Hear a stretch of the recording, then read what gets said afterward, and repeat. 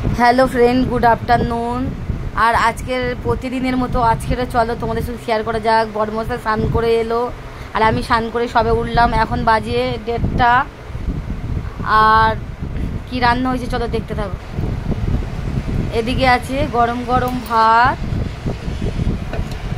আর এখানে আছে ইলিশ মাছ ভাজা, আর এদিকে আছে রুই মাছ দিয়ে ডাঁটা দিয়ে বেগুন দিয়ে মাছের ঝোল, লাউ ডাঁটা দিয়ে। আর এদিকে আছে ইলিশ মাছের ভাপা, ফের আজকেও ভাপা করেছি অন্য স্টাইলিশ। এটা দই ইলিশ ভাপা, ওটা অন্য ধরনের। আচ্ছা, আর আছে এটা ইলিশ মাছের তেল কাপে, আর এটা হচ্ছে শামলা দিয়ে ইলিশ মাছের মাথা, আর এখানে আছে মাংস। এই হচ্ছে আজকের রেসিপি।